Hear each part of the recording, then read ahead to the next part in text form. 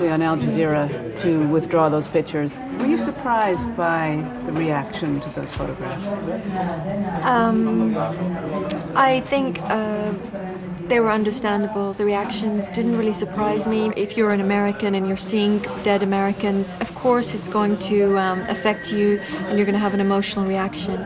But, you know, let the people understand that this is a war and people are dying. It's not a clean war. It's a very messy war. It will continue to get messier. Your journalists have a position on the war. Are they capable of being objective? That's a good question, but I ask the same question. I'll answer the question by asking the question. Are any U.S. journalists objective about this war? Are any of the news broadcasts that I tune into not taking a position on the war? And that's absolutely shown. Does that justify your position then? No, but I'm just trying to show that this word objectivity is almost a mirage. You know, if you're in the States, I mean, the amount of rage directed against us because we showed soldiers who had died in combat or in an ambush. They were soldiers who had died in a war zone. There was rage directed against us. If there was no agenda, if there was true neutrality, there would be a welcoming of any and all information from all sides. The night they showed the POWs and the dead soldiers, Al Jazeera showed them. It was powerful because America doesn't show those kind of images. Most of the news in America won't show really gory images, and this showed American soldiers in uniform strewn about a floor, a coal tile floor, and it was revolting. It was absolutely revolting. It made me sick at my stomach.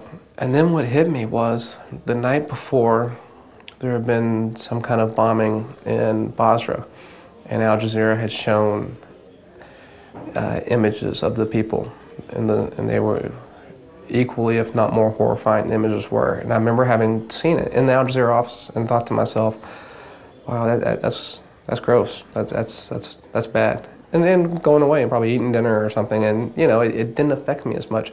So the impact that had on me realizing that I just saw people on the other side, and those people in the Al Jazeera office must have felt the way I was feeling that night, and it upset me on a profound level that I wasn't as bothered as much the night before.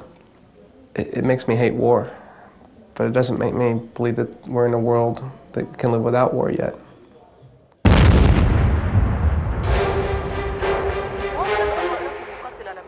قصفها للعراق منطلقة من عدد من القواعد داخل منطقة الخليج وخارجها. ويقول العسكريون الأمريكيون إنهم سيستخدمون نوعا جديدا من القنابل لم يستخدم. Day by day, the Iraqi people are closer to freedom. وأنا ألوم الجزيرة مرة أخرى إنها تسوق للأمريكان قبل أن تتأكد. الحين الحرب هذه هتكلف 100 مليار دولار، من فين حيجيبوا ثمنها؟ هنا ليش السعودية والكويت والإمارات كلهم فاتحين خزائن؟ العراق. نعم. عايزين يسرقوا العراق. ما ياخذوه والله، واحنا بينا نفس. والله ما ياخذوه، احنا بينا نفس. بيجوز يسيطروا المدن بس يستمروا مثل افغانستان، قدروا يستمروا. بعدين اخي هاي النفط وانابيب بسهوله تدميرها، كل ما يبنوها نحرقها، كل ما يبنوها نحرقها. ما يراد لك فيه. القيادات العسكريه تعطي الاخبار لوكالات الانباء، وهذولاك بيبثوها على اساس اخبارهم. انا وانت نستخدمها على نستلمها على اساس اخبار اعلاميه محايده موثوقه، هي اخبار دعائيه. العسكر نفسه فبيقول انه سيطرنا على جسر على نهر دجله. لا يوجد في دجله من العماره الى بغداد لا يوجد الا جسر واحد اسمه جسر الكوت، وهذا جسر الكوت هو بنفس الخبر. وبدأت القوات تقصف مدينة الكوت بالزحف نحوها. طيب إذا أنت لسه ما وصلت تزحف نحوها، شلون أخذت الجسر؟ والكلام طبعا هذا إذا أستاذ عبد الجبار أنا أجيب الجرافيك بروديوسر نحاول نعمل تلخيص للجزء ده. نعم. يبقى على الهواء. نعم. يبقى أفضل شيء.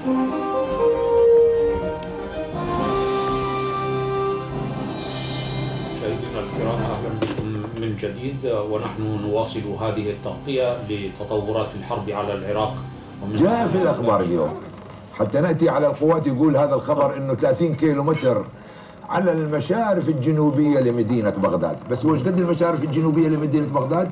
هو بكيفه يقدر يسويها 100 كيلومتر. Run 3 cut. Thank you, Rima. Well done. Good job. Al Jazeera has been critical, but at the same time they've been quite open to us, inviting the US government officials to speak directly on their channel and express the American point of view.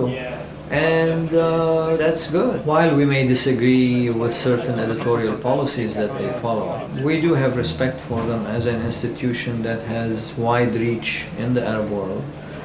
And as such, we feel the need to have their points of view and the points of view of some of their guests balanced by our own points of view.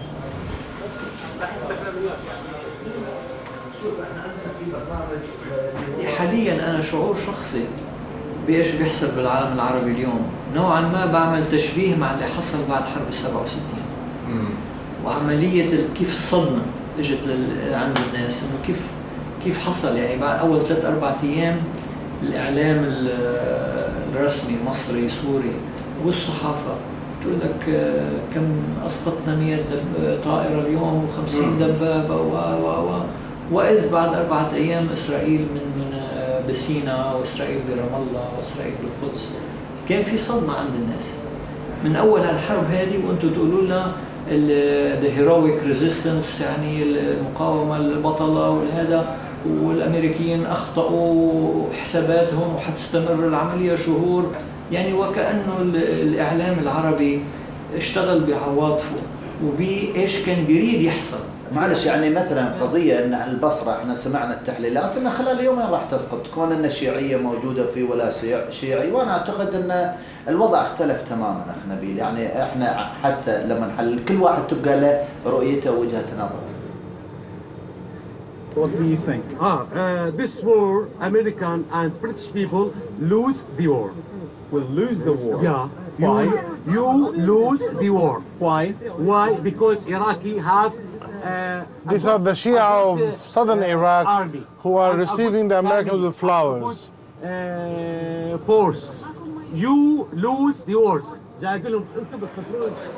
We now watch Al Jazeera, and I can tell what they're showing, and then I can tell what they're not showing by choice. Same thing when I watch Fox on the other end of the spectrum. I know which of the stories that we put out that they're picking up on and which ones they're not giving much bounce. It benefits Al Jazeera to play to Arab nationalism because that's their audience, just like Fox plays to American patriotism for the exact same reason. American nationalism, because that's their demographic audience and that's what they want to see. The part that disappoints me is that Arab nationalism has to include the anti-Americanism.